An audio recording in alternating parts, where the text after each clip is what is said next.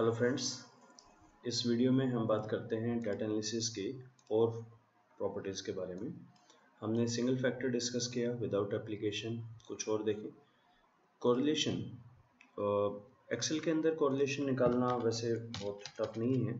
Coral लिख के CORREL हम एक एरे दे सकते हैं कि इस एरे से कोरिलेशन निकाले। पर इसमें प्रॉब्लम ये है कि अगर मुझे बी और सी कॉलम का बी और डी का 3 बार निकालना है, बहुत बार बार लिखना पड़ेगा। तो उसके लिए हमारे पास यहाँ अवेलेबल है कोरिलेशन।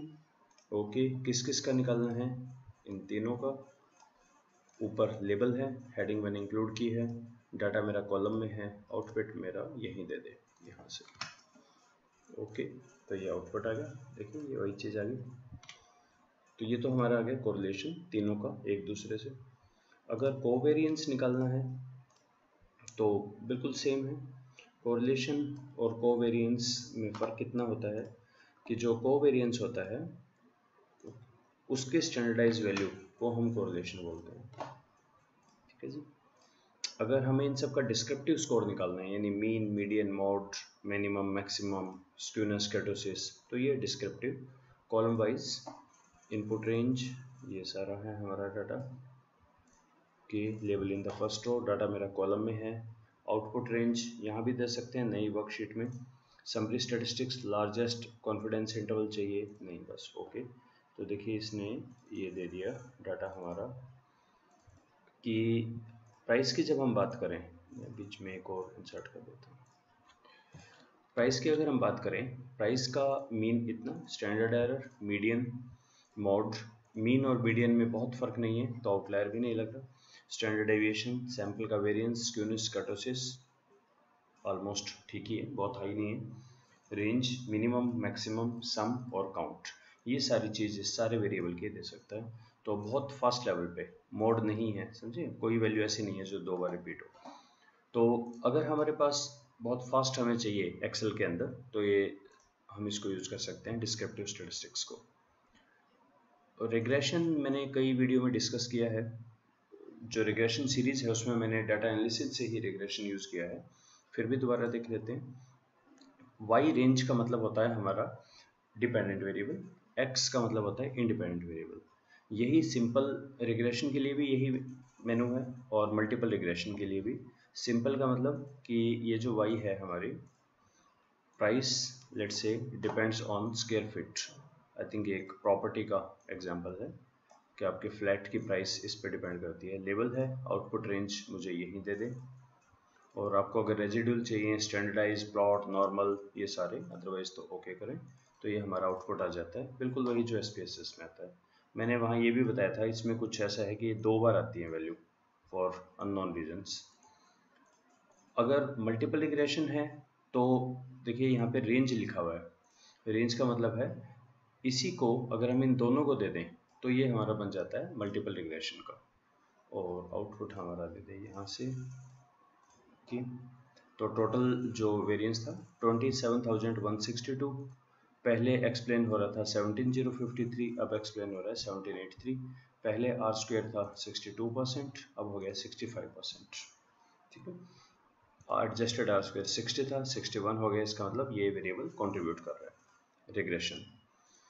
रिग्रेशन के बाद टी टेस्ट वगैरह हम डिस्कस कर चुके हैं, मूविंग ये भी कर चुके। मूविंग एवरेज आप देख लीजिएगा, फोरियर सीरीज, एफ टेस्ट। हाँ, जो टी टेस्ट की वीडियो में मैंने बताया था कि यहाँ पे हमारे पास 11 नहीं है, पर एटलीस्ट हमारे पास एफ टेस्ट है। मान लो मुझे देखना है इन दोनों के एफ रेशियो में फ़र्क है क्या।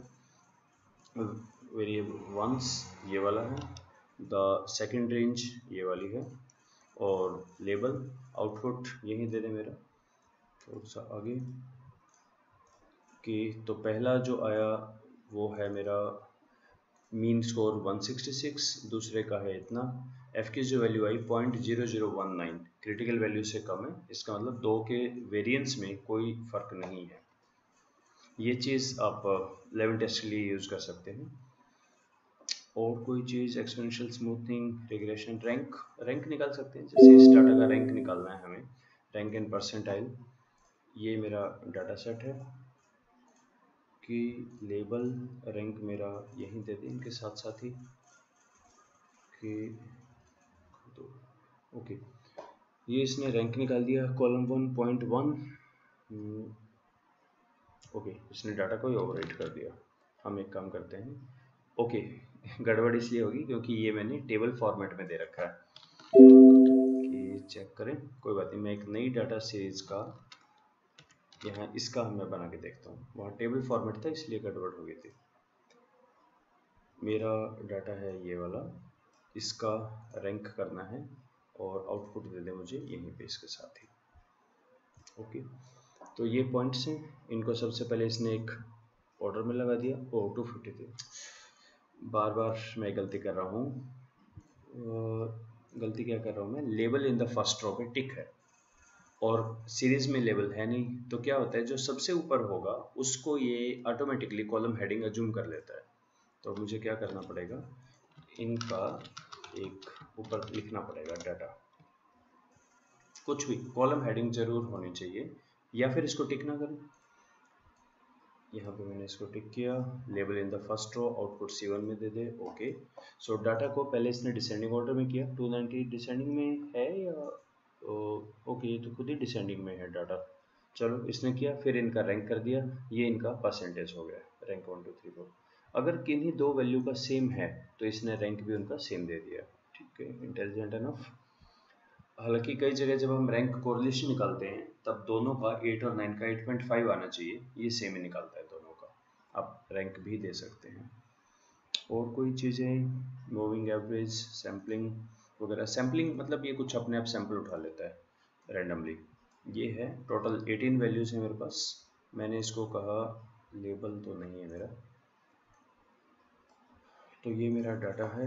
मैंने इसको कहा रैंडमली 6 सैंपल उठा ले डाटा सेट से और वो डाटा मुझे यहाँ लिख दे इस डाटा में से। तो इसने रैंडमली उठा लिया, चेक कर लें। 157.8 है, हाँ जी ये भी है। 211 है, तो इसने रैंडमली डाटा उठा लिया है। अगर आपका बहुत सारा डाटा हो, आपको रैंडमली उठाना है तो इसको यूज़ कर सकते हैं सैम्पलिंग को। ये डिस्कस कर चुके। मूविंग एवरेज, मूविंग एवरेज ये मेरा एरिया नहीं, तो आप खुद इसको एक बार देख लें। क्या इसके अंदर हेल्प वगैरह है? हेल्प से आप इनको देख के पढ़ सकते हैं कि क्या चीज़ है, या यूट्यूब के ऊपर भी चेक कर लीजिएगा, ये आपको मिलना चाहिए। So this concludes our data analysis. इसमें एक तो छोटी सी बातें हैं, Fourier I want to discuss, histogram नहीं इसका कोई खास है, और ये कर चुके। रैंक परसेंटाइल, रिग्रेशन हो चुका। जेड टेस्ट एक बार देख लें। जेड टेस्ट में दो वेरिएबल और उनका मीन डिफरेंस, अगर वेरिएंस नॉन है तो वेरिएंस दें, तो ये आपका जेड कैलकुलेट कर देगा। ठीक, so this is all about data analysis tool pack. Thank you.